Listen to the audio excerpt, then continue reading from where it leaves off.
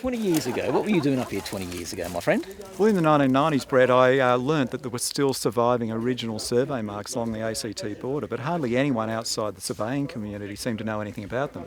So with the aid of heritage funding, I was able to get this wonderful project going where I researched the story of the border and then walked a large section of it to find marks like this one. And so in 1996 was when I first found this mark and recorded it.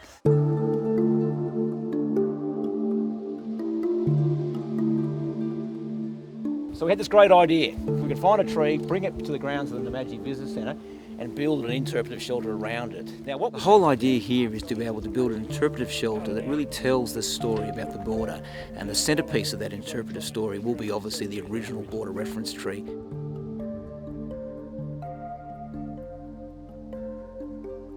And I can't think of a better or more important thing that we can be involved with to tell the story of our profession, our history, our traditions for perhaps hundreds of years to come.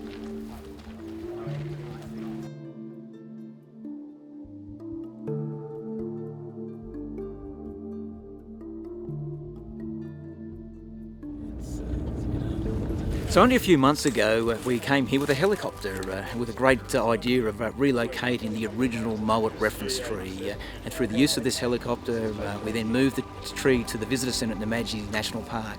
At the moment we're actually engaged in a conservation officer who's going to look at treating the termites. This might be it here. This is it here, isn't it? Yeah, so this is it. This is rock. On construction sites, it was very hard to differentiate between yobbos and surveyors, so the institution had these things made.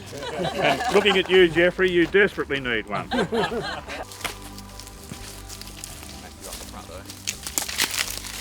to your border, sir.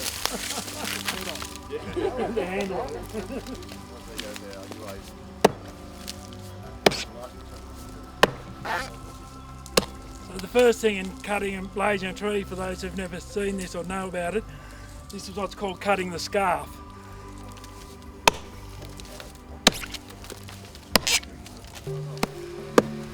So we've got the blaze out.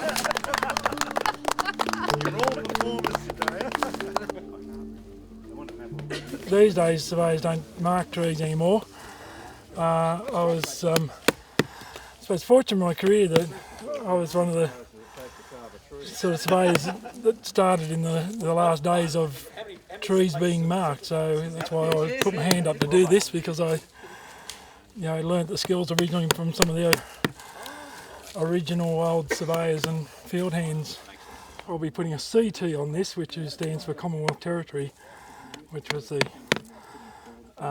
mark that was on the original tree put out here that we were looking at earlier this morning. The lock bit is indicative of the direction of the boundary either side of the actual mark. And the actual mark was generally placed in the centre of the lock bit.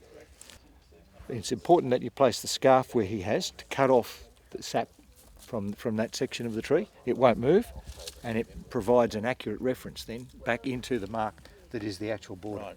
As the name implies, reference to. It is where actually the border referenced was. Yep. in both in direction and distance. Right. The thing is, there is a spider.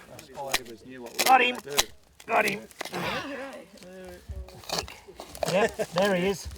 All of these things that we can preserve, we can put them and preserve them and show what it is. Not just preserve them and put them in a corner, but as they're suggesting down there, to give a bit of a history of what are these trees all about. What did it really mean in that time when when the ACT border was fixed? Okay, can we have the field hand with the tie, please? Yes, trying to lift the image of surveyors here. You just crossed the border too. That's right.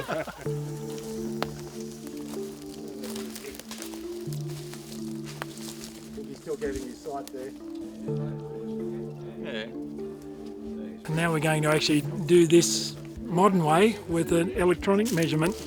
So that was the old way of the tape.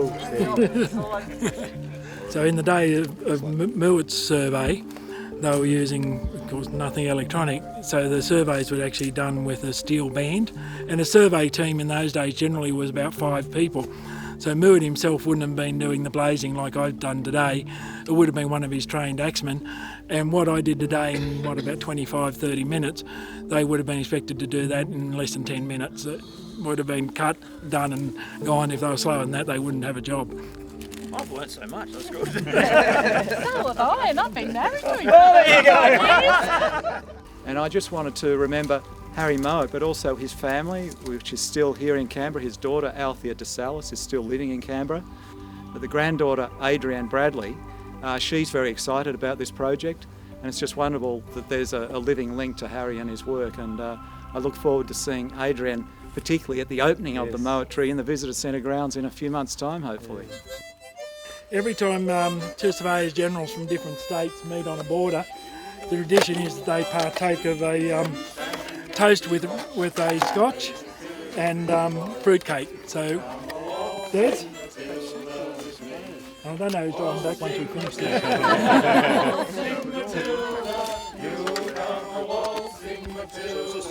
Is that enough for you? That's enough. Yeah. To the border. Come a waltzing Matilda with me. Well done.